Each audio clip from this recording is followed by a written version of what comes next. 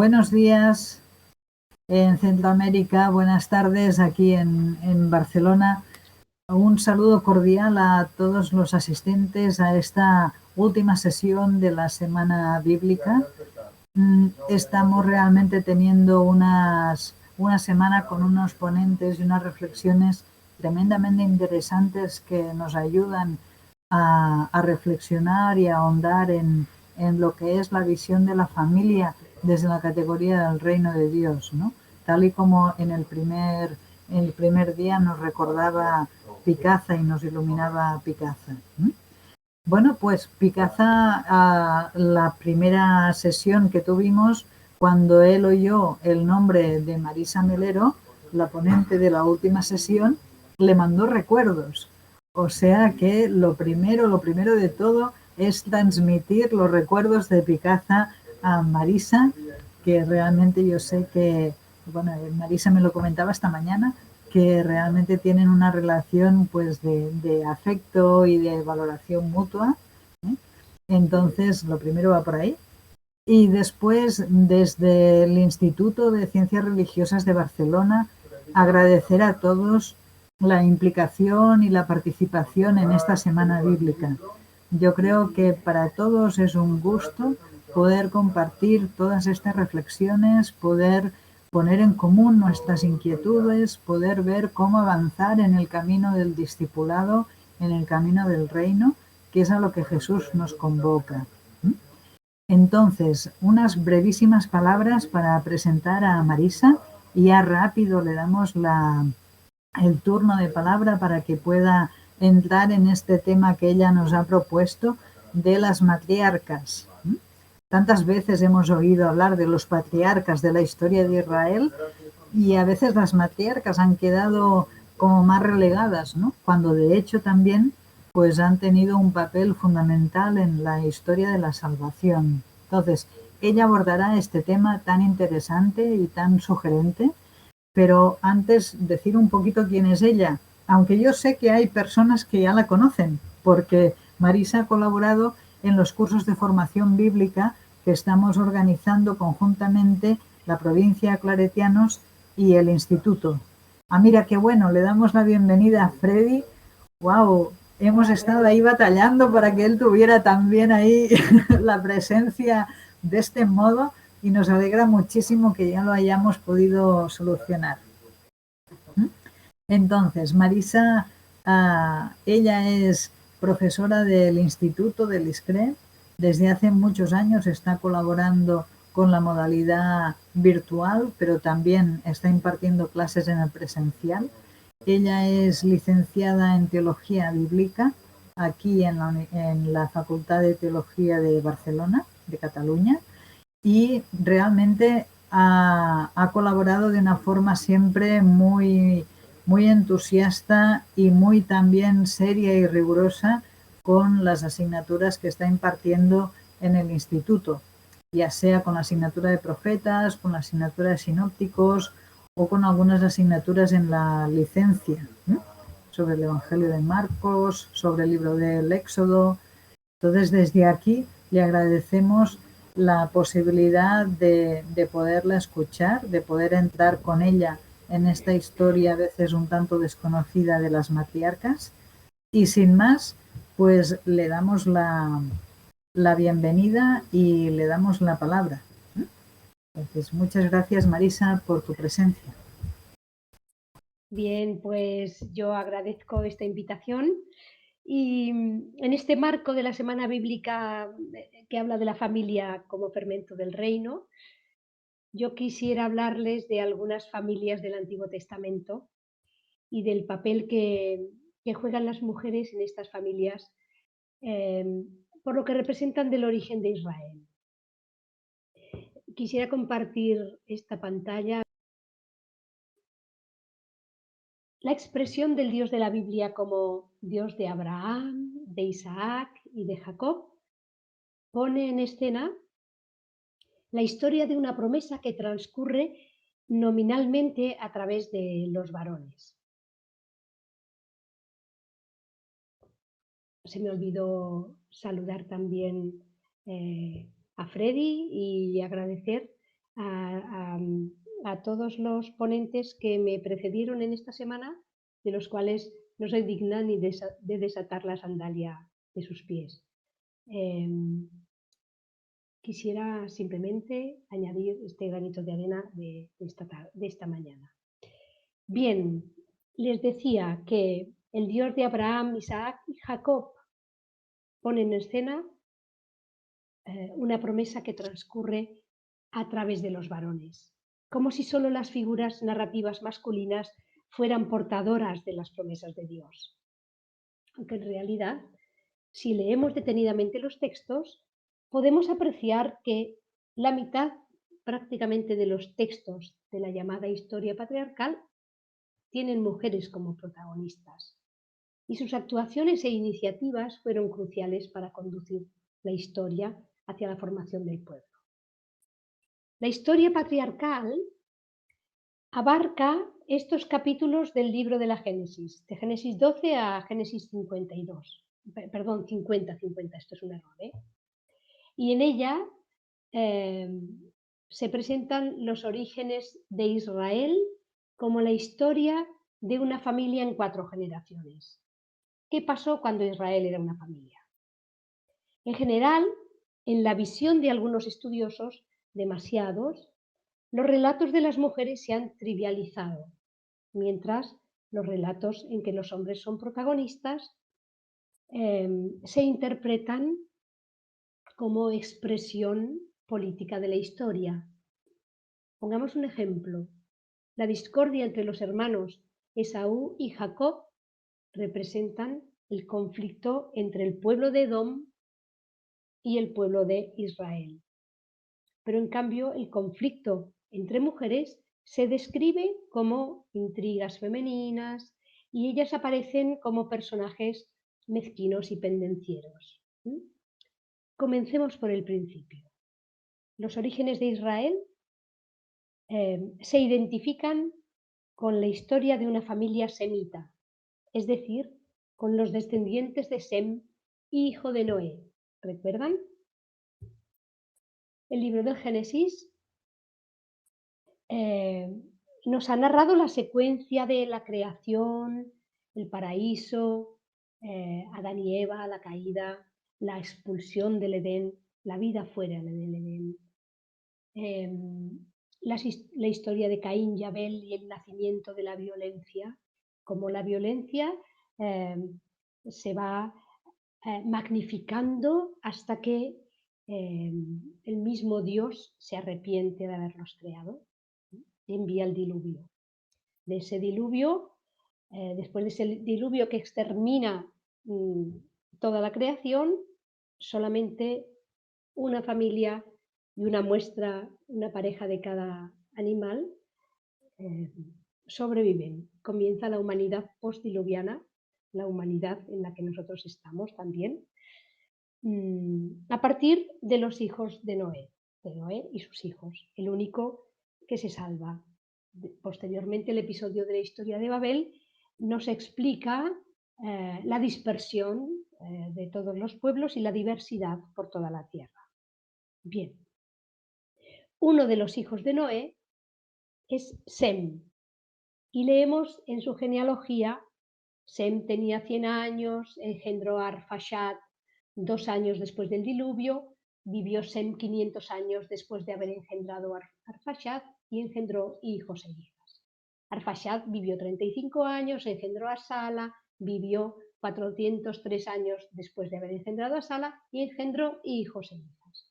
Y este esquema se va repitiendo y repitiendo y repitiendo hasta que llega a Teraj, el padre de Abraham, y sus hijos Abraham, Nahor y Harán.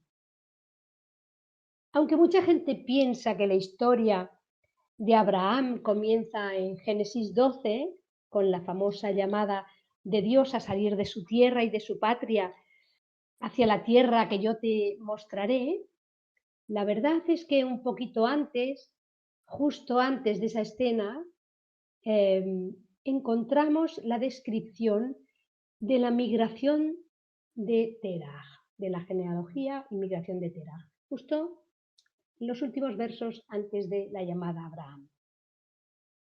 Y en ella, en este texto encontramos algunos datos interesantes y algunos elementos de los hilos narrativos que irán conduciendo los relatos del ciclo. Veamos el texto. Descendientes de Terah. Terah engendró a Abraham, Nahor y Harán. Harán engendró a Lot. Harán murió viviendo aún su padre, Terah, en su tierra natal, en Ur de los Caldeos. Abraham y Nahor se casaron. La mujer de Abraham se llamaba Sarai. La de Nahor era Milcá, hija de Harán, padre de Milcá y Yiscá. Sarai era estéril y no tenía hijos. Terah tomó a Abraham, su hijo, a Lot, su nieto, hijo de Harán, a Sarai, su nuera, mujer de su hijo, Abraham, y con ellos salió de Ur de los Caldeos en dirección a Canaán. Llegando a Harán, se estableció allí.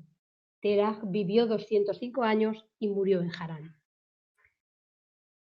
Bien, la genealogía de Sem, como habíamos visto, iba repitiendo monótonamente la edad de cada antepasado, la edad a que cada antepasado engendra a su primogénito y el número de años que vivió después de ello cada varón de la genealogía.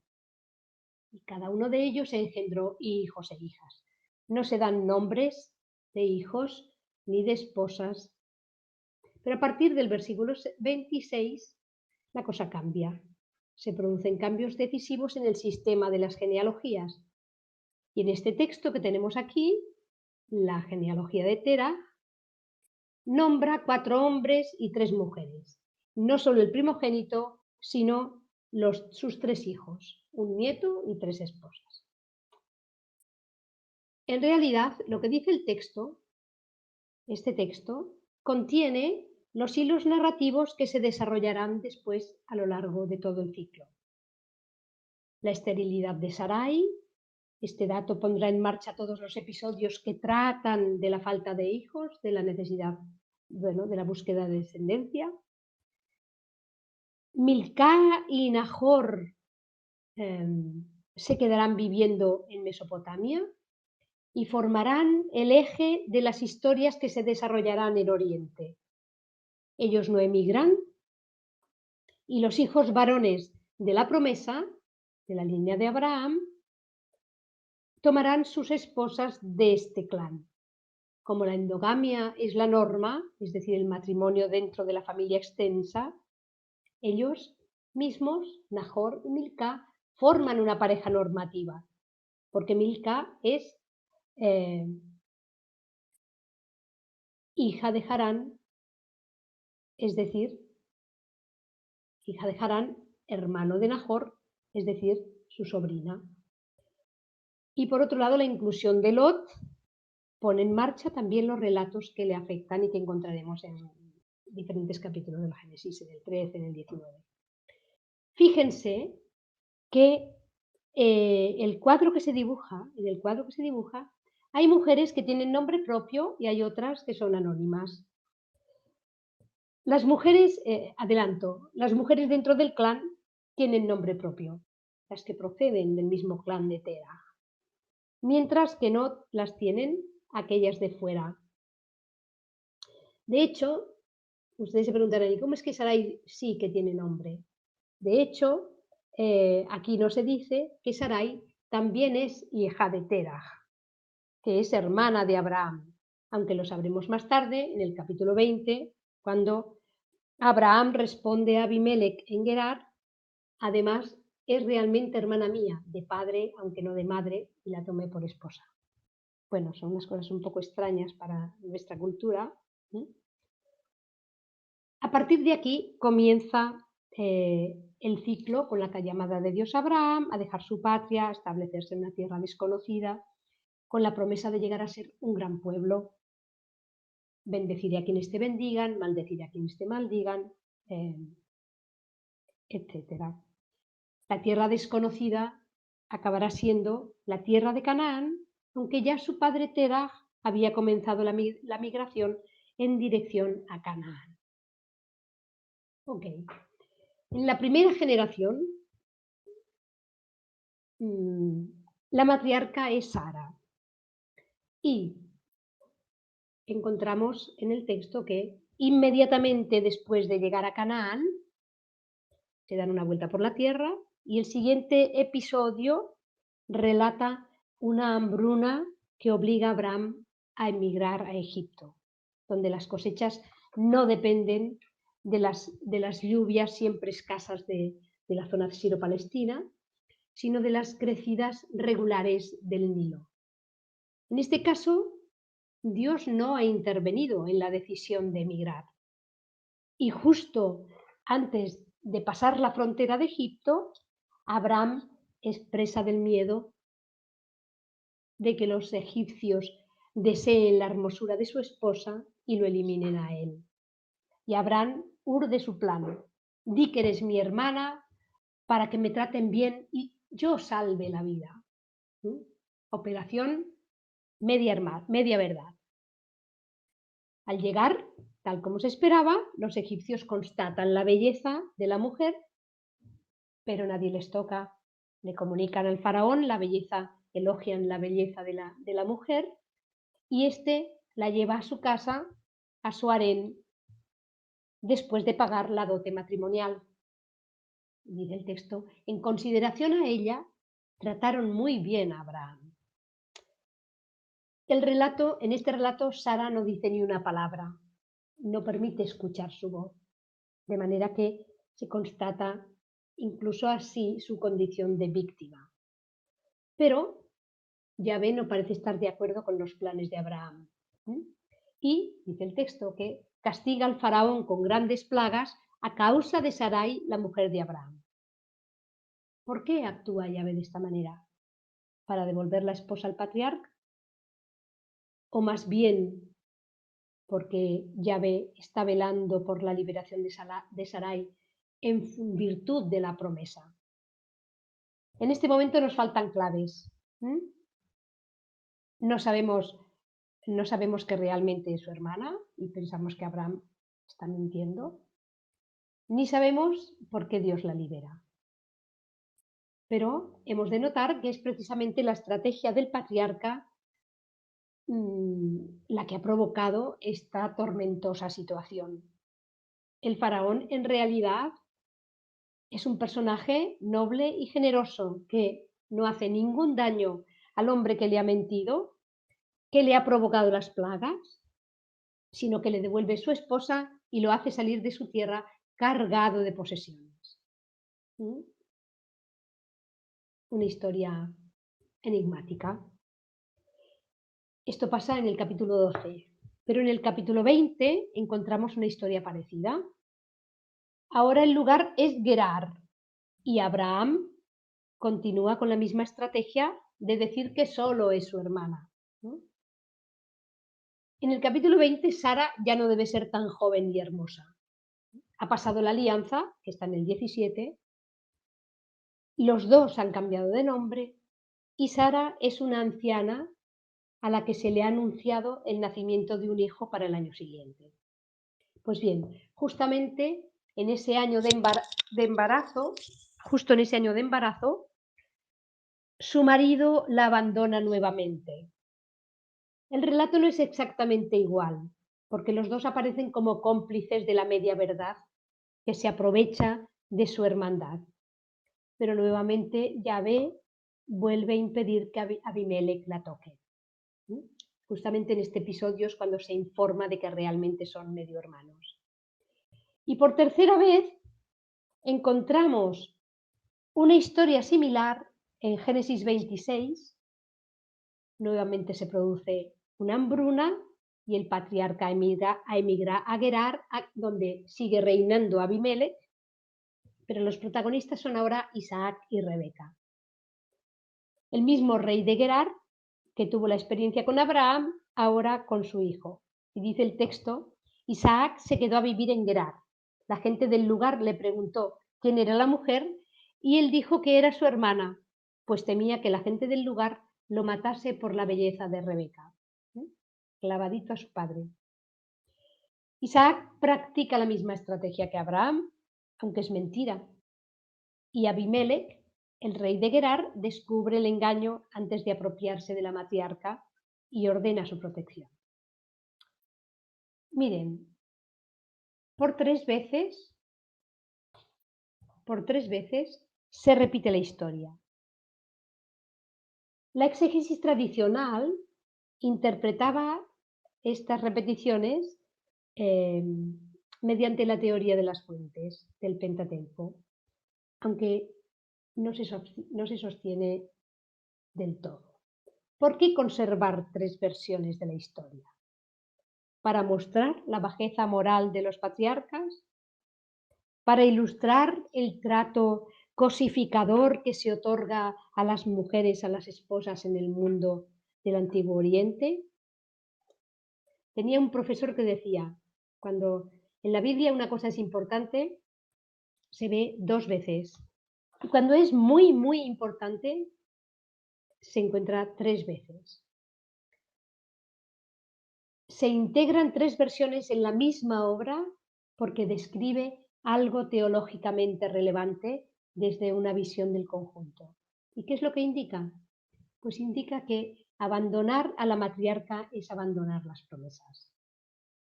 Aunque las estrategias de los patriarcas ponen en peligro el cumplimiento de las promesas, Dios conduce la historia para cumplirlas. Dios le ha prometido descendencia y no va a permitir que la mujer quede en el harén ni del faraón ni de Abimelech. Bien, en esta misma generación, primera generación, encontramos también el conflicto entre Sara y Agar. Según el capítulo 16, la estéril Sarai da su esclava egipcia a su marido para que le dé hijos, sustituyéndola a ella. Esto es una práctica documentada en Oriente Antiguo, aunque en el Antiguo Testamento solo hay dos casos, dos relatos, y están los dos en este libro del Génesis. En Génesis 29:30 encontraremos también Lía y Raquel que se sirven de esta misma posibilidad y gracias a ello llega a existir el pueblo de los 12 hijos de Jacob. En el segundo caso, en el caso de Raquel y Lía, las esclavas se integran en la familia. Esclava, en hebreo se dice shivha. Y estas esclavas, aunque siguen siendo shivha para sus dueñas, cuando adquieren el reconocimiento legal dentro de la familia, consiguen el estatuto de, podríamos decir, siervas, que se dice amá. En el caso de Agar no se logra esta integración en la familia, porque cuando Agar se da cuenta de que está embarazada, desprecia a su señora, no está dispuesta a ser tratada como una simple esclava de trabajo. Y esto es lo que hacen Abraham y Sarai. De hecho, solo una vez la tratan como amá y precisamente es cuando Sarai le dice a Abraham, expulsa a esta amá, que es que no quiero tener una amá, quiero tener una shivha, una esclava. Bien, el hombre, Abraham, obedece esta orden de Sara, el hombre cuyo hijo está en el vientre de Agar no está dispuesto a reconocerle el estatuto de amá y la devuelve sin apoyo a su señora, que la presiona hasta hacerla huir. Y de esta manera fracasa este intento humano por parte de Sara de querer conseguir el cumplimiento de la promesa. Tengo que decir que el ángel del Señor que encontrará a Agar en el desierto es el único que la llama por su nombre y también a ella le hace una promesa de numerosa descendencia. Bien, todavía hay un segundo relato de expulsión de Agar e Ismael. Cuando ya Isaac ha nacido y es destetado, Ismael tiene ya 14, 17 años, Sara se da cuenta de que su hijo no es el primogénito y que no será el heredero principal. Entonces Sara exige la expulsión de Agar y Abraham obedece, vuelve a obedecer. De manera que con una ración de agua y pan vagan por el desierto hasta que se agota la provisión y en el último momento Dios acude al rescate del niño, mostrándole a la madre dónde está el pozo. Nuevamente hay un oráculo de salvación, un anuncio de ser un gran pueblo, y a partir de ese momento Ismael desaparece de la escena para seguir su camino como un hombre libre. Pues bien, en medio de estas dos expulsiones, en Génesis 17 encontramos la alianza de Dios con Abraham. Y aunque el episodio focaliza la promesa de la descendencia sobre el padre, cuando le dice, ya no te llamarás Abraham, sino Abraham, porque te hago padre de una multitud de pueblos. A pesar de focalizar sobre este Abraham, no reduce la importancia de Sara, pues también ella recibe un nuevo nombre y la promesa de descendencia. Dios dijo a Abraham, Sarai, tu mujer, ya no se llamará Sarai, sino Sara. La bendeciré y te dará un hijo, y lo bendeciré. De ella nacerán pueblos y reyes de naciones. A pesar de la incredulidad de Abraham, Dios deja claro que es el primogénito de Sara, no el de Abraham, el hijo de la promesa. Sorprendente. Abraham, dice el texto, Abraham se postró sobre su rostro y se rió y dijo en su corazón, a un hombre de 100 años le nacerá un hijo y Sara que tiene 90 años concebirá. Y dijo Abraham a Dios, ya estaría contento si viviera Ismael. Pero Dios replicó, no, es Sara quien te va a dar un hijo, a quien llamarás Isaac, y con él estableceré mi pacto y con sus descendientes, un pacto perpetuo. En cuanto a Ismael, escucho tu petición, lo bendeciré, lo haré fecundo, lo multiplicaré sin medida, engendrará 12 príncipes y haré de él un pueblo numeroso. Pero mi pacto lo establezco con Isaac, el hijo que te dará Sara el año que viene por estas fechas. Interesante. En la segunda generación encontramos a Isaac y Rebeca. El ciclo de Isaac es un ciclo breve que está entre el de Abraham y el de Jacob, pero también tiene elementos interesantes. En primer lugar, el matrimonio endogámico. Abraham envía a su siervo a Mesopotamia con el objetivo de buscar una esposa para su hijo y la encuentra en casa de Betuel, su sobrino, hijo de Nahor, su hermano. La escena está preparada un poco antes, cuando le dieron a Abraham la noticia de que Milcá había dado a Nahor hijos. Uz, su primogénito, Buz, Kemuel, Kesed, Jaso, Pildas, Giblaf y Betuel. Dice, y Betuel engendró a Rebeca. Estos 8 hijos dio a luz Milcá a Nahor, hermano de Abraham. Y esta genealogía conduce hasta Rebeca y la historia del matrimonio de Isaac. Y cuando llega el momento, Abraham envía a su siervo y le hace jurar por el Señor, Dios del cielo y de la tierra, que cuando le busques mujer a mi hijo, no la escogerás entre los cananeos, en cuya tierra habito, sino que irás a mi tierra nativa y allí buscarás mujer a mi hijo Isaac. El capítulo explica detalladamente el viaje del siervo a la ciudad de Nahor, Padam Aram, y cómo encuentra casualmente a Rebeca. Le pide agua y ella no solo le da agua, sino que le ayuda, se ofrece también para abrevar a sus camellos. Y curiosamente ella es la hija de Betuel, hijo de Milcá, la mujer de Nahor, el hermano de Abraham. Alojan al siervo en casa de Betuel y enseguida se prepara el matrimonio. Rebeca acepta y parte enseguida.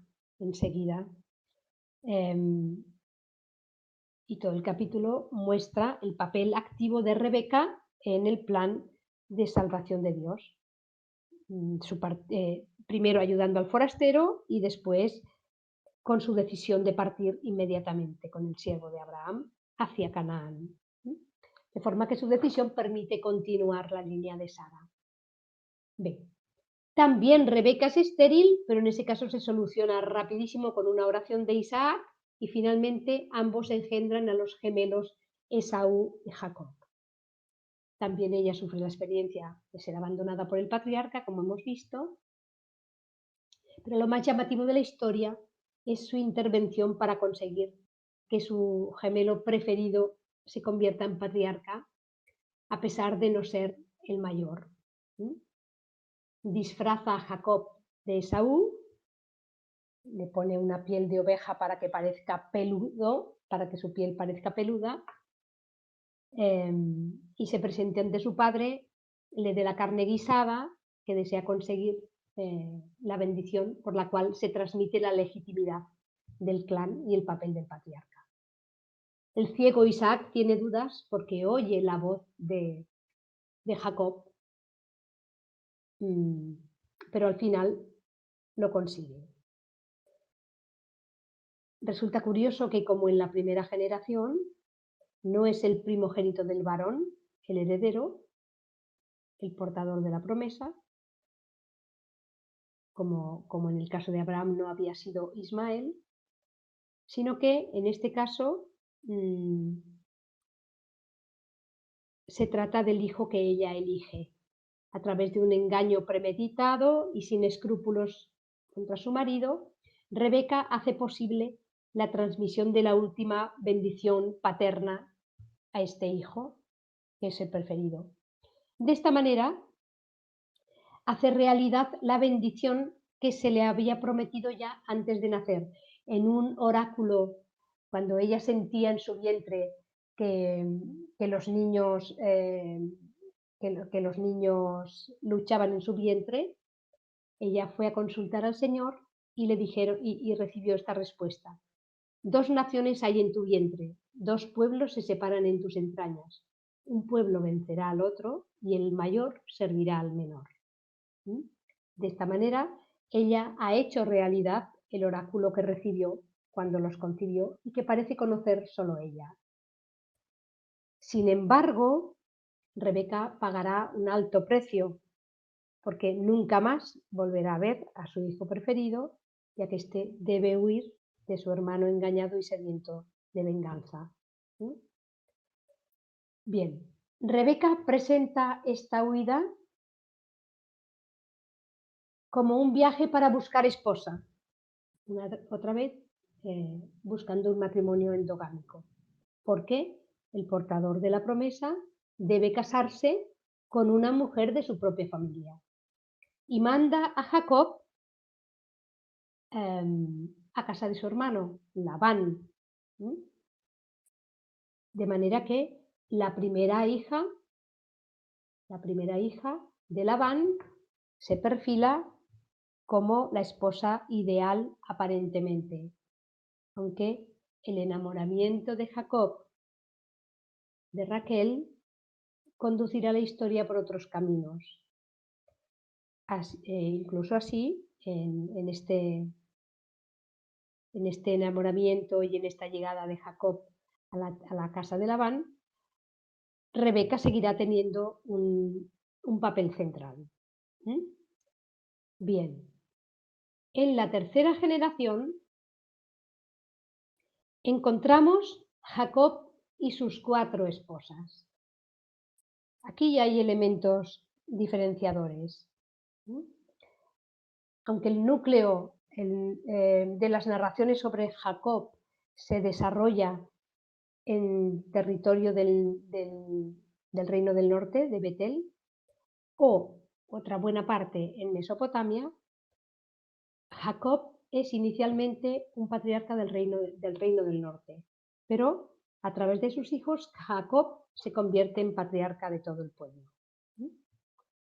Especial relieve tomará entre ellos Judá. Les cuento la historia.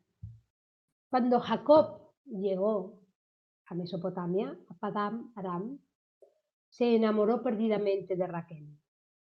Y cuando llevaba un mes en casa de Labán, este le dijo que cuál era el pago que debía darle por su trabajo. Evidentemente no estaba allí como turista, estaba trabajando. Jacob responde: trabajaré 7 años por Raquel, tu hija pequeña. Y Jacob, para conseguir a Raquel, dice el texto que trabajó durante 7 años que se le pasaron como unos pocos días. Pero en realidad el deseo de Jacob es satisfecho de modo totalmente inadecuado, porque el padre de la novia le traiciona. El padre de la novia traiciona al traidor que había traicionado a su propio padre.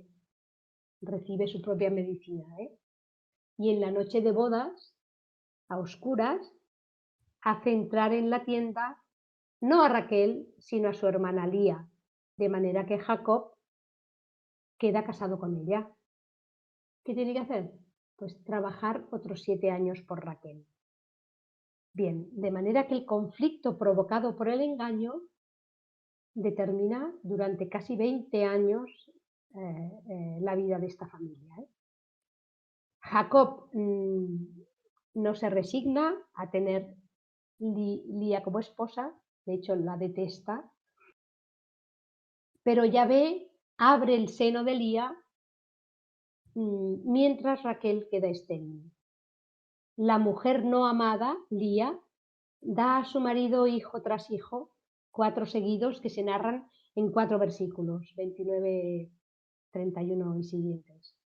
Rubén, Simeón, Leví y Judá. A cada nacimiento se explica el nombre de los niños. Fijaos con qué deseo y con qué amargura. Dice: concibió Lía y dio a luz un hijo, le puso por nombre Rubén, pues dijo: por cuanto el Señor ha visto mi aflicción, sin duda ahora mi marido me amará.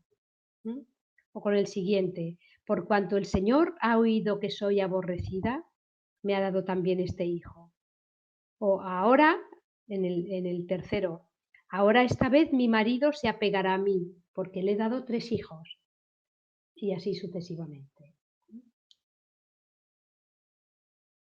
Una mujer, a pesar de todo, insatisfecha. También Raquel está insatisfecha con su situación de mujer amada pero estéril. Y le pide hijos a Jacob. Pero resulta que no es él quien se los niega, sino Yahvé. Y como salida a esta situación humillante, Raquel elige la misma estrategia que Sara.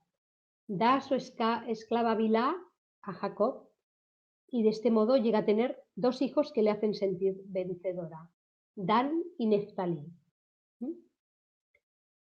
A los 4 hijos de Lía y a los 2 hijos jurídicos de Raquel se añaden los 2 hijos de Zilpá, que es la esclava de Lía, Gad y Aser, así como Isaacar, que Lía ha concebido comprándose una noche con Jacob. Jacob ya no quería estar con ella, solo con Raquel, y por unas mandrágoras que le encantan a Raquel, le compra una noche. Nace todavía Isaacar. Después todavía nacerá uno más, Zabulón, y una hija, la 7ª, Dina, de quien no se da ninguna explicación del nombre. De todos los demás se van dando explicaciones. Bien, si Dina es la 7ª de los hijos, Lía, la madre, debería darse por satisfecha. Ya saben ustedes la importancia del número 7 en la Biblia, ¿verdad? Plenamente satisfecha y sentirse sentir plena su maternidad. Sin embargo, no es así, porque Dina es una mujer, es una niña, y las mujeres no entran en este cómputo de plenitud que expresa el número 7 en Israel. Tener 7 hijos varones expresa totalidad, pero tener 6 hijos varones y una hija expresa lo perfectamente incompleto. Bien. Finalmente, el último nacido fuera de la tierra prometida será José, el primer hijo de Raquel, esperado por largo tiempo. Benjamín también es hijo de Raquel, la estimada Raquel. Él nacerá ya en la tierra de Canaán. Pero al pobre Benjamín le acompañará siempre la ambigüedad de que su nacimiento se asocie por siempre a la muerte de Raquel, que murió en su parto. Por eso José será el hijo predilecto de Jacob. Y lo que empezó como una competición entre dos esposas principales por la atención de su marido, se acaba convirtiendo con cada hijo en una lucha con Dios por la descendencia. Pero curiosamente, después del episodio de las mandrágoras, el nacimiento de Isaacar, no se vuelve a decir nada más sobre el conflicto entre las hermanas Raquel y Lía. De hecho, al contrario, en el viaje de regreso a la tierra de Canaán, Raquel y Lía trabajan juntas, están de acuerdo en la valoración de su padre Labán como explotador. Se consideran herederas legítimas de la riqueza de Labán, de la cría del ganado de Labán y Jacob, etc. Es decir, que a lo largo de esos 20 años en Mesopotamia, de crear su familia, algunas cosas van cambiando. En la cuarta generación ya no se traspasa la promesa a uno de los hijos, sea primogénito o no. Los 12 hijos varones de Jacob forman el pueblo de las 12 tribus, de estructura igualitaria. Y ya no debería desarrollarse ninguna línea genealógica principal.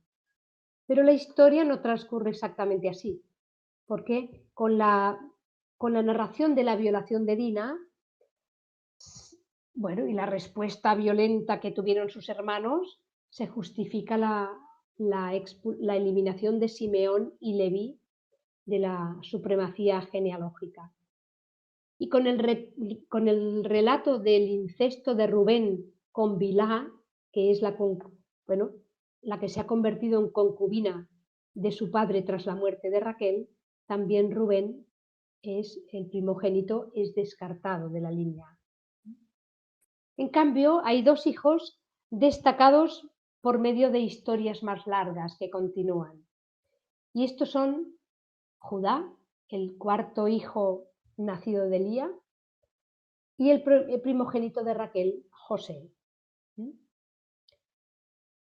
La historia de José, que encontraremos en los capítulos 37 al 50, una historia muy larga, sirve para realzar su figura, el patriarca fundador del Reino del Norte, de la casa de José, también llamada Efraín y Manasés, que son los 2 hijos de José.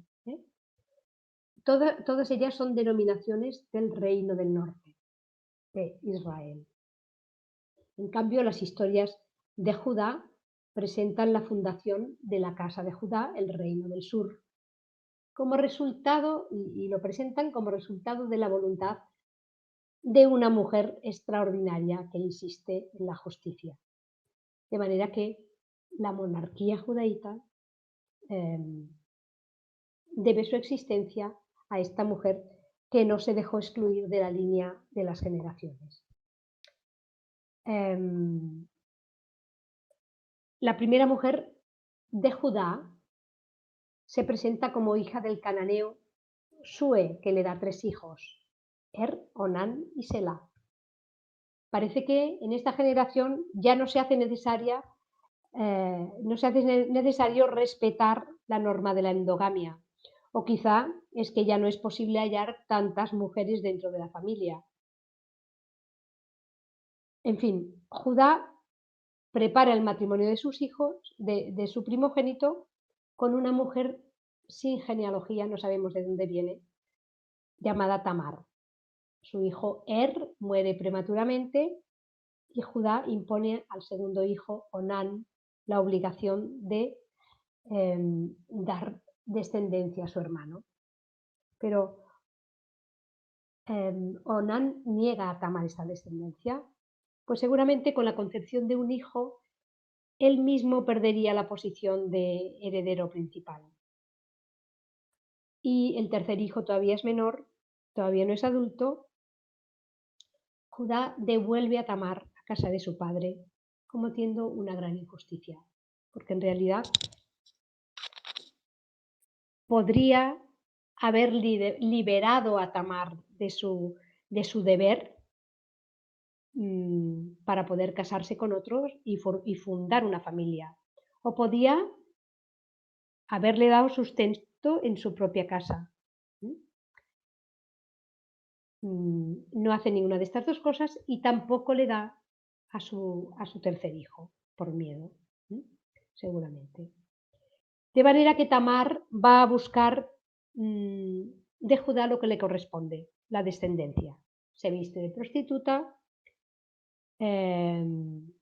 Judá se deja llevar y Tamar le arranca, después de haber yacido con él, le arranca 3 objetos que le identifican: el sello, el bastón y el cordón, como prenda por el pago que no tiene a mano. Tamar queda embarazada, lógicamente, porque Dios la hace fértil, porque está oponiendo el derecho a la injusticia, y cuando su embarazo se hace público, con astucia, ella fuerza la situación para poner en evidencia públicamente al hombre de quien está embarazada. De manera que, con su sabiduría, Tamar consigue los bienes previstos en la ley del levirato, para los cuales no tenía ningún derecho de reclamación judicial. Bien, hemos hecho este recorrido por todas las mujeres de la historia patriarcal. ¿Y qué hemos aprendido? La lectura atenta de los relatos de las matriarcas pone en evidencia aspectos interesantes. Primero de ellos es la endogamia. La endogamia es uno de los elementos que caracterizan los relatos, al menos en las 3 primeras generaciones. Es un tema que nos hace pensar. La endogamia es la norma. La elección de esposas pertenecientes al clan de Terah es clave para la transmisión del patrilineaje de Terah y, en consecuencia, de la promesa a la descendencia de Abraham. Es decir, es la madre quien transmite este patrilineaje. De hecho, todavía hoy en el judaísmo así se considera. ¿Quién es judío? Es judío nacido de madre judía. En el texto de la migración de Terah, el origen de Sara quedaba todavía en la oscuridad y su origen genealógico es revelado posteriormente, pero Sara es una esposa apropiada. Rebeca es esposa apropiada para Isaac porque es nieta de Nahor, el hermano de Abraham, pero no solo por ser de Nahor, sino por la preeminencia de su madre, Milcá, que también es del clan de Terah. Y eso se repite por 3 veces. Por 3 veces, la primera, cuando se informa del nacimiento de Rebeca, se dice: también Milcá ha dado hijos a Nahor, tu pariente. Betuel, y Betuel fue el padre de Rebeca, engendró a Rebeca. Y Milcá dio estos 8 hijos a Nahor. Cuando el siervo va a buscar esposa para Isaac, está ahí explicando las cosas y dice: no había acabado de hablar cuando salía de Rebeca, hija de Betuel, el hijo de Milcá, la mujer de Nahor, el hermano de Abraham. Betuel, el hijo de Milcá. Y ella contestó: sí, soy hija de Betuel, el hijo de Milcá y de Nahor. La preeminencia de la madre. Lía y Raquel igualmente serán esposas apropiadas para Jacob porque son hijas del hermano de su madre Rebeca. Y también ellas descienden de Milcá y Nahor, linaje colateral igual que Rebeca.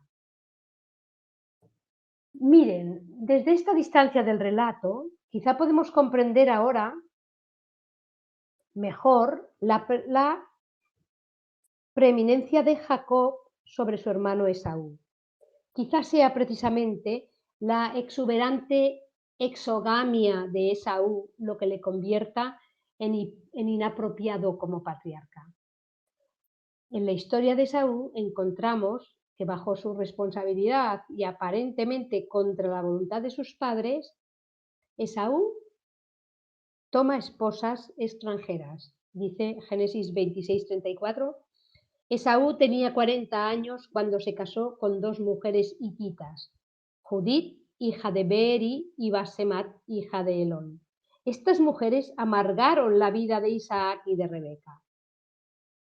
De hecho, Esaú, claro, siempre pensamos, ¿por qué? ¿Por qué Dios elige a Jacob y no a Esaú?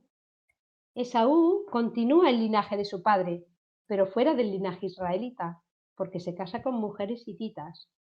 Y su tercera esposa, en el capítulo 28, versículo 8, dice, Esaú comprendió que las cananeas no agradaban a su padre Isaac.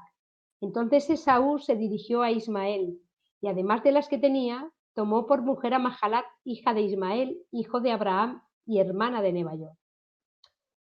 Bien, su tercera esposa es del linaje de Ismael, cuya madre tampoco es del clan de Tera. Su madre es Agar. De manera que quizá la principal diferencia entre Esaú y Jacob sea precisamente el carácter de sus matrimonios. En el momento de su nacimiento nos han dicho, uno es peludo y el otro de piel fina, uno es cazador y agreste, el otro es un beduino honrado, uno es preferido por su padre y el otro por su madre. Sí, estos son diferencias, pero quizá la más importante y la que hace que el patriarca sea Jacob y no Esaú es precisamente el carácter de sus matrimonios. En la cuarta generación, sobre la descendencia de Judá, no se trata el origen de Tamar.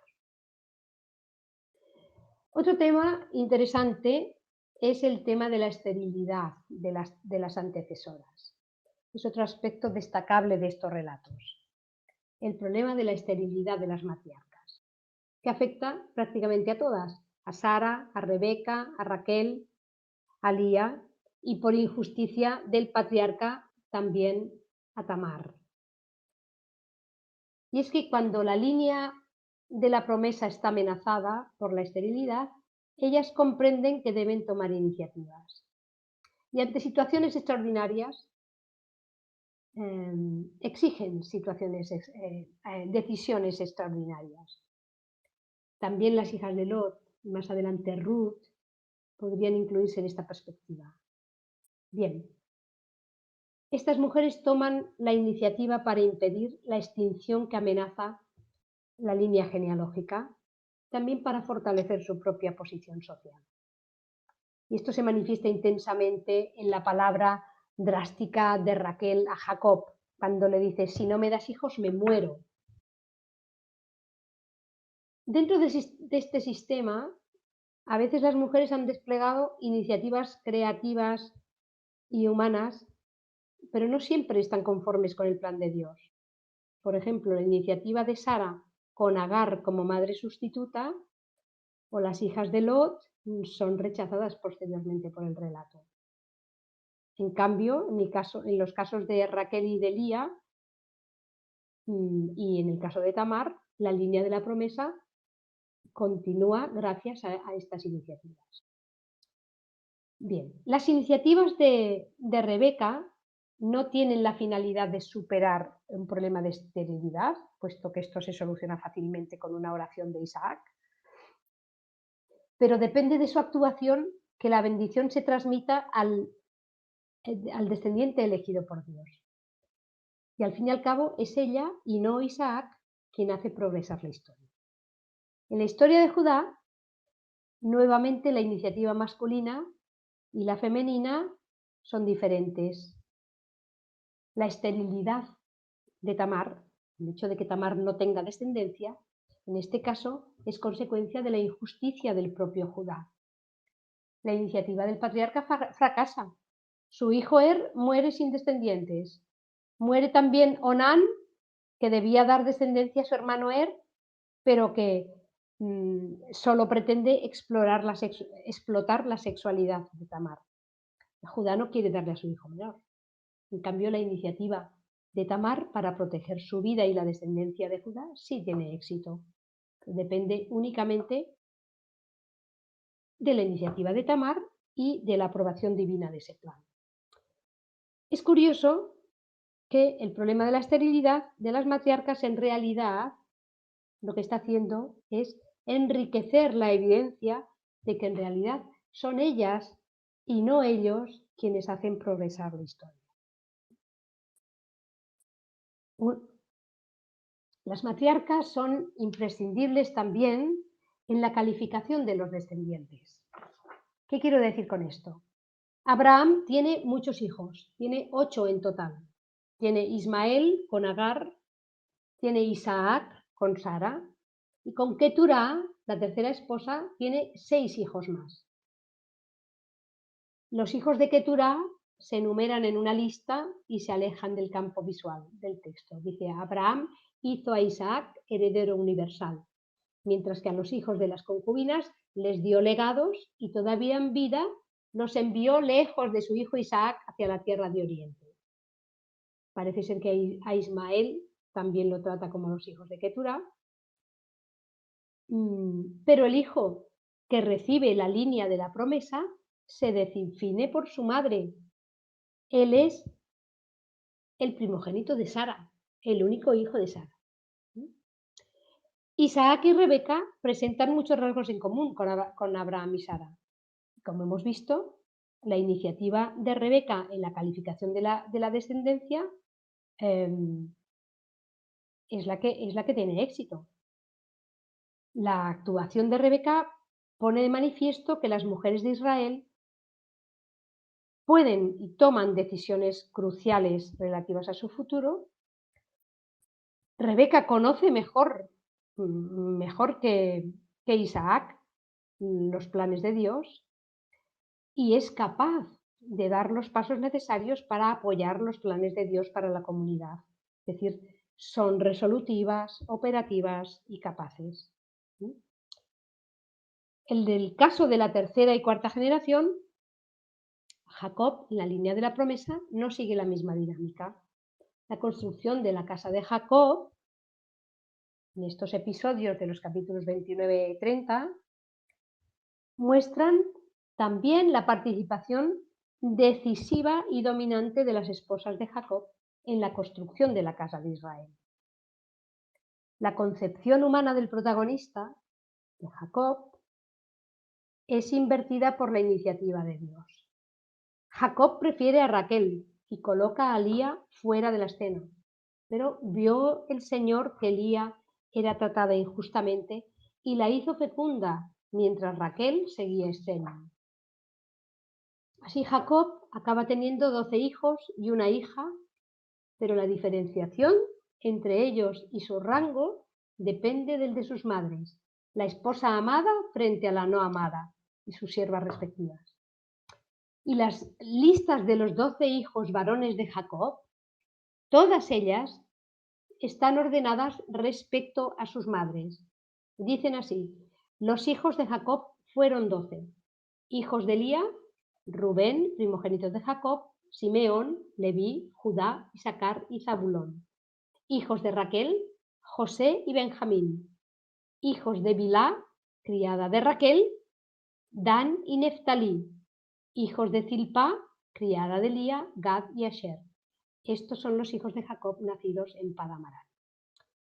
Bien, estas historias de Abraham y de Isaac, en estas historias hay que diferenciar dentro de la descendencia cuál es el hijo de la promesa. Y eso tiene lugar por medio de las mujeres. Sara domina sobre Agar y sobre Keturá. Rebeca mm, decide favorecer a Jacob como portador de la bendición. En cambio, en la familia de Jacob no pasa eso. Todos los hijos construyen la casa de Israel y el primogénito ya no desempeña ningún papel. De manera que la competitividad masculina de la descendencia patrilineal, en la que solo un hijo está a la cabeza de la línea, genera el linaje judío en oposición a los pueblos del mundo. Es una competitividad excluyente que genera la unicidad entre la diversidad.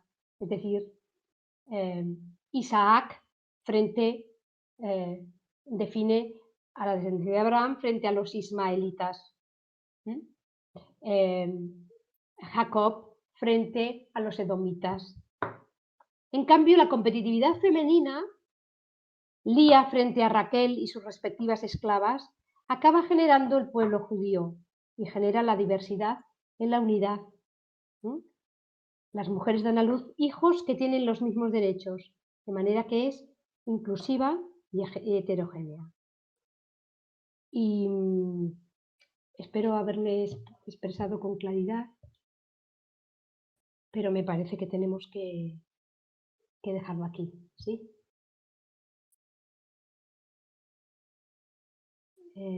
No sé si tienen preguntas. Qué grato escuchar con detalle estas genealogías y sobre todo desde esta visión de las matriarcas. Es una apuesta que aquí en América Latina siempre lo han dicho, ¿verdad? Esa lectura atenta y con ojos de mujer para poder visibilizar esa participación y ese protagonismo. Entonces nos parece muy bueno tu aporte. Aquí ya hay un par de preguntas, entonces te las voy haciendo y tú ves a bien ahí dar algún aporte extra. El papel de la mujer en la historia de salvación es crucial e importante porque posibilita la vida. La promesa, aunque parece velada por cuestiones culturales y religiosas, ¿cómo superar estos condicionamientos en nuestra sociedad de hoy? Desde esta visión del protagonismo de las mujeres, ¿verdad? Aunque esto queda así, un poco oculto. Ahora que hicimos este ejercicio contigo, logramos ver ese protagonismo con claridad, pero si uno hace una lectura de estas normales por encimita, no se da cuenta de estos detalles. Y yo te hago la pregunta, ¿qué opinión te merece la dignificación que Dios hace de Sarai, a quien también le cambia el nombre a Sara? En realidad... ¿Quieres ir ahí respondiendo a esto? Sí. Sí, con gusto. En general, los relatos y la función de las mujeres en la historia patriarcal se han trivializado, comenzaba diciendo, ¿no? Así ha sido. Las historias de los patriarcas se han leído como gestas fundadoras del pueblo, mientras las historias de las mujeres se han visto como intrigas femeninas. Toda la rivalidad entre Sara y Agar, entre Raquel y Lía, se ha interpretado así. Pero en realidad los textos no dicen esto. Me dices la dignificación que Dios hace de Sarai. Dios hace una defensa de la matriarca que es absolutamente abandonada por el patriarca. Esto es lo que hace Yahvé. Claro. Y situarlas en el contexto de la historia global, hemos visto que la sitúan en un papel prácticamente preeminente. Es la madre quien transmite el patrilineaje. Son ellas las que hacen avanzar las historias, las que utilizan la inteligencia y la estrategia. Y me parece que esto se lo otorgan los textos, no tenemos que dárselo, no tenemos que reconocérselo los lectores, sino que son los mismos textos quienes lo hacen. Son más bien otros lectores que lo ocultan esto, ¿no? Sí, ellas, es que visibilizar este protagonismo y esta dignificación, que yo lo ponía en la perspectiva también social, y es tal vez con respecto a la primera pregunta, ¿cómo superar estos condicionamientos?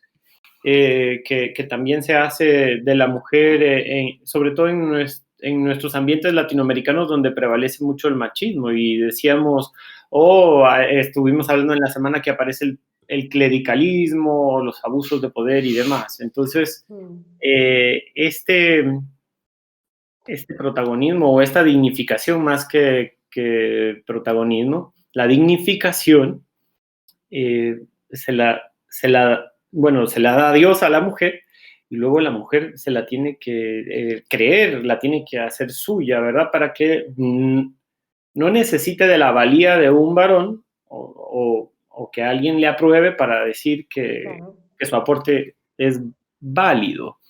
Desgraciadamente, sí, el machismo no está solo en Latinoamérica, el machismo está en todas partes, también aquí en Europa, también en la Iglesia y en nuestras instituciones.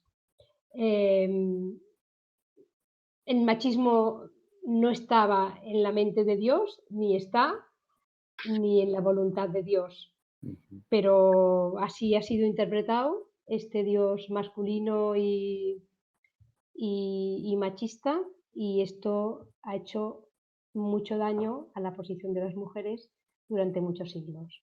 Ahora bien, ¿cómo se combate el machismo? El machismo se combate entrenando nuestra mirada crítica y tomando postura por la igualdad, por la inclusión. Claro. Tomando postura en todos los ámbitos de la vida, sabiendo que estamos todavía en esta lucha en todos los sitios. Y en esta lucha donde no se puede ser tan neutral, sabiendo que Dios está del lado también de los vulnerables, ¿verdad? Efectivamente, así es. Así es. Bien, fíjate que hace aquí otra pregunta, César. Como lo visto en esta semana, nos damos cuenta que en la Biblia no se encuentra un único modelo de familia. La cultura de cada época y lugar ha influido en la conformación de la familia. Y entonces dice, ¿es desde esta perspectiva que se debe entender las nuevas propuestas de familia conformadas por personas del mismo sexo? ¿Qué opinas o qué opinión te merece esto? La familia es una institución que se conforma de maneras diferentes en los diferentes momentos de la historia. Es decir, que tiene un componente cultural innegable. De hecho, las familias que hemos visto hoy en este recorrido por la historia patriarcal son bien diversas.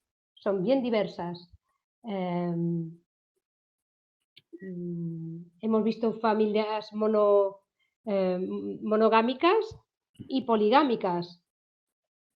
Hemos visto y podemos ver a lo largo de la Biblia otros modos de familia. En todo caso, para quienes venimos de la tradición judeocristiana, bueno, pienso que es más claro el Nuevo Testamento cuando establece un modelo de familia, desde luego no patriarcal, y un modelo de familia mm, no exclusivamente, bueno, no como la familia normativa de nuestras sociedades hoy en día. De manera, me estoy liando un poco, ¿eh? De manera que, que la familia en el cristianismo tiene que ver, tiene que ver más con el afecto que con la reproducción de moldes patriarcales. Ujú. Y en este sentido, a mí me parece que el cristianismo tiene que permanecer abierto a estructuras familiares que permitan el desarrollo y la plena integración de todas las personas tal como somos, con todas las orientaciones sexuales posibles. Gracias, gracias Marisa. Mira, acá pregunta Griselda, si las historias de los patriarcas y de las matriarcas tendrían alguna comparación con las realidades actuales, o sea, con estas familias y sociedades que hoy conformamos. La vida de las mujeres, a mí me parece, en todos los sitios, son capaces, las mujeres en todos los sitios han sido capaces y seguimos siendo capaces de tejer complicidades para conseguir que la vida vaya adelante. Y esto lo están haciendo las mujeres de todas las clases sociales, pero especialmente las personas más sencillas, aquellas que tienen menos fuerza y menos capacidad de labrar su propio futuro y su propio castillo, y no lo pueden hacer sino tejiendo complicidades y ayudándose mutuamente. Y en este sentido, también pasa esto, también podemos ver esto en las historias de los patriarcas y de las matriarcas, evidentemente. Muy bien, sí, gracias. Yo creo que ahí es donde también es necesario que estas relecturas, ¿verdad? Se hagan visibles en los propios relatos o narrativas que vamos viviendo y nosotros vamos construyendo, porque al final somos herederos de una historia, pero nosotros también podemos cambiarla. Y también en relación a la anterior pregunta, creo que si hubiera ambientes menos donde la dominación masculina no fuera, ¿verdad?, tan fuerte, y esto pesara mucho o hubiera mucha más equidad o igualdad, pues también surgieran ambientes más reconciliados. Y esto yo creo Sí, que es importante. sí, pero los ambientes reconciliados no aparecerán por generación espontánea, aparecerán solamente cuando, cuando, cuando nosotros seamos capaces de transmitir a nuestros hijos y nosotros y nosotras Ujú, seamos capaces de transmitir a nuestros hijos la igualdad fundamental de los seres humanos, claro, de todos los seres humanos, de los blancos, de los negros, de las mujeres, de los hombres, eh, etcétera, etcétera. ¿Sí? claro. Muy bien. Dice aquí Ana Molina, se menciona el pecado de Eva y también a las mujeres se les asocia con el pecado. Yo lo decía, la figura es de la tentadora, pero Claro. no se toma en cuenta este lado más positivo, ¿verdad? De su papel protagónico en la historia de salvación. Sin ellas no se hubiese realizado. Entonces, ¿cómo cambiar esta percepción de esta realidad?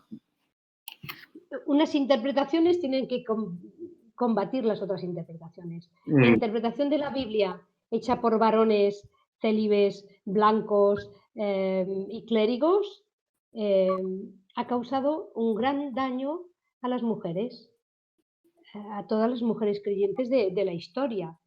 Eh, pero en realidad estas interpretaciones no respetan los textos, no respetan los textos. Por tanto, no nos queda otro remedio que aportar una visión crítica de los textos, de nuestras tradiciones y de todas nuestras actitudes en la vida cotidiana. No podemos parar de denunciar y de poner en evidencia las malas interpretaciones, por un lado, cuestión académica, pero también las malas interpretaciones que nos afectan cada día en la vida cotidiana, en la legislación, etcétera, etcétera.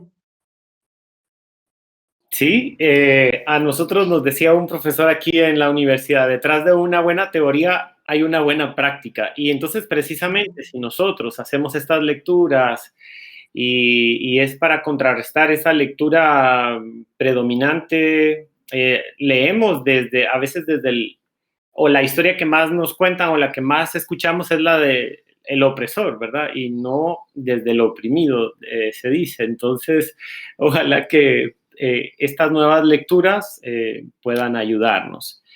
No podemos parar de organizarnos, de darnos apoyo mutuo y complicidad y de cultivar nuestra mirada crítica para poner en evidencia todas las manipulaciones que nos hacen daño. Claro. Hay datos aquí, dice Jeremías, sobre la configuración de la familia, por ejemplo, de la familia en la época precolombina, que extiende su responsabilidad a toda la comunidad, partiendo de sus progenitores, pero arropados por el grupo humano. O sea, al final es una cuestión comunitaria. La experiencia espiritual enriquece la identidad cultural y los rasgos que esta misma cultura luego va a asumir. Es un complemento a lo que se comentaba. Yo ahora, después de leer las preguntas, Marisa, lo que tenemos en el chat son aportes como excelente recorrido por la historia de salvación, donde destacan las mujeres con decisiones determinantes que generan diversidad e inclusión. Gracias, profesora. Muy interesante la forma de abordar el tema. Excelente explicación, completamente agradecido, dice aquí. Miriam y Josué agradecen y sobre todo porque se resalta el papel de la mujer y la imagen de Dios frente a quienes han querido denigrarlas. Olga dice, en los talleres bíblicos hemos visto historias de mujeres en la Biblia y el gran papel que han desempeñado. Esto fue un gran complemento. Muchas gracias. Sí, esta manera tan esquemática y bonita que nos hiciste de la genealogía es muy buena. Muchas gracias por esta excelente explicación sobre el papel fundamental de las matriarcas en la Biblia. Muchas gracias, Marisa. Muchas gracias a ustedes también. Giselle y Ana Molina, una excelente presentación y muy enriquecedora para nuestro aprendizaje y ver la Biblia con ojos de mujer. Muy bien. No sé si quieres hacer ahorita alguna palabra de cierre o que quieras transmitir. Muchas gracias a ustedes por la invitación. Humildemente comparto esta búsqueda con la esperanza de que estas relecturas pongan también en su sitio el papel de estas mujeres, pero también con la esperanza de que nuestras relecturas de la vida, de las instituciones y de los espacios donde nos movemos pongan en valor también todas las mujeres ocultas, maltratadas, escondidas, etcétera. Y no dejemos pasar ni una, no dejemos pasar ni una.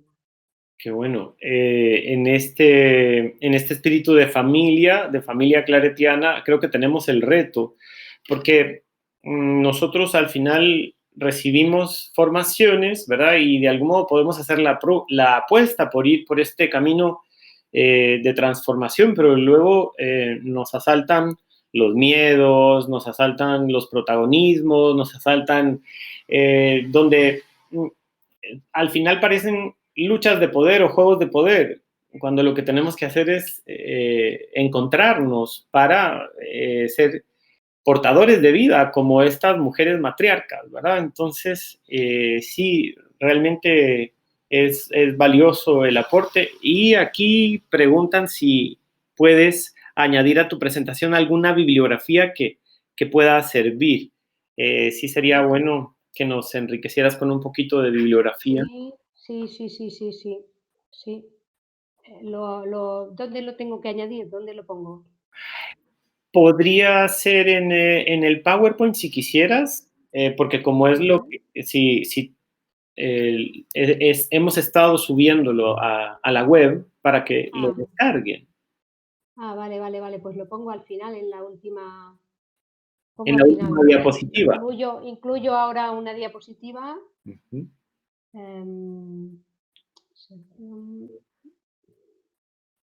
Incluyo una diapositiva en blanco.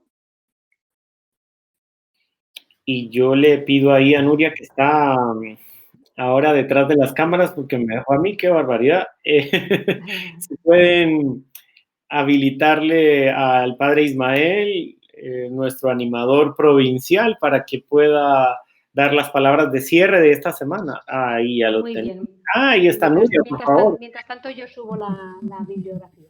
Gracias. Vale. Sí, yo creo que el padre Ismael ya tiene acceso, pero de todos modos lo voy a confirmar. Mira, aquí están agradeciendo Nuria a Liscrep, que siempre nos está apoyando para ayudarnos en los procesos formativos, y también pues esta iniciativa que hacemos juntos en alianza ha sido una bonita oportunidad de trabajar siempre, de hacer misión compartida. Ya está Ismael, sí, es cierto. Ya estamos por aquí. Qué bien, buenos días. ¿Se me oye? Sí. Bueno, pues yo agradecer, ¿verdad? Primero al ISCRE por esta semana, ¿verdad? Que han posibilitado nuevamente esta segunda semana bíblica en la que hemos podido participar, no solo por esta semana, sino por esos cursos, ¿verdad? Que es de los que varios en Centroamérica y fuera y de América se están aprovechando. Entonces, agradecer este esfuerzo conjunto que se está haciendo aquí coordinado con el padre Freddy, agradecer a Marisa y a todos los ponentes de esta semana, ¿verdad? En las luces que nos han dado, además de unas formas nuevas, ¿no? Porque estamos cansados de oír ya lo de la familia, lo mismo, y acudir a la Biblia de así un poco por encima, ¿verdad? Entonces, profundizar en estos temas que hemos tratado esta semana. Aprovecho también a gracias a tantas personas, mujeres sobre todo, que están impulsando el trabajo bíblico, ¿verdad? Están formándose e impulsando el trabajo bíblico en nuestra provincia de Centroamérica, ¿verdad? También a los varones, por supuesto. Y creo que nos ha quedado claro, ¿verdad? A mí me daba ya un poco de pena ahora participar como varón, clérigo blanco provincial, ¿verdad? Decir aquí redundar más varones y más gentes. Creo que tenemos mucho que aprender, ¿verdad? Y es bueno que estemos aquí también nosotros para recordar cuál debe ser nuestro estilo de trabajo y de cómo situarnos, ¿verdad? En la vida. Y creo que nos ha quedado claro, ¿no? No está en la mente de Dios el clericalismo, el machismo, el celibato poder, sino ese proyecto de igualdad, de fraternidad, de respeto a los pequeños, de ser capaces de amar, ¿verdad? También pues estamos en la semana de Claret, de recordar, ¿verdad? Que Claret, cuando nos dice que te conozca y te haga conocer, pues nosotros lo tenemos que entender también desde la Biblia, desde la palabra, que te conozca, el estudio que estamos haciendo y que lo demos a conocer, ¿verdad? Con esa fuerza que nos lo dice. Y sobre todo mis últimas palabras, un poco de solidaridad con lo que nos ponían al principio, ¿verdad? Con este Antonio Menacho aquí en Panamá, que ha sido detenido por estar precisamente comprometido. Ha estado todos estos días en clase y hoy le ha detenido la policía. Entonces, nuestra solidaridad con su familia, y estamos pendientes de aquí en Panamá del tema. Sabemos que esperemos que pronto lo dejen libre, ¿no? Así que nada, la Biblia y la vida, ¿verdad? Adelante. Gracias. Gracias, Ismael. Yo solamente quería hacer memoria de la cita de Laudato Si que pusimos para la semana bíblica. La familia no se convierta para nosotros, familia claretiana, nunca en un lugar de paso al que uno acude cuando le parece conveniente para sí mismo o donde va a reclamar derechos, mientras los vínculos quedan abandonados a la precariedad. Y en este sentido, nuestros vínculos de familia claretiana no pueden ser esa familia cerrada hacia nosotros mismos, incluso digo varones claretianos. Tiene que ser familia claretiana en ese sentido de familia ampliada, y ojalá que de verdad estrechemos estos lazos más allá del horizonte de solo familia claretiana en sí misma, sino familia con ISCREV, en alianza con ISCREV. A mí las alianzas me parecen fabulosas y cuando se saben trabajar salen tan bien los aportes y son tan maduros que ojalá que vayamos por ese camino. Así que gracias, Nuria, por siempre estar, por ser parte de esta familia. Y gracias a Marisa porque fue genial este cierre, ¿verdad? Con broche de oro. Tenerla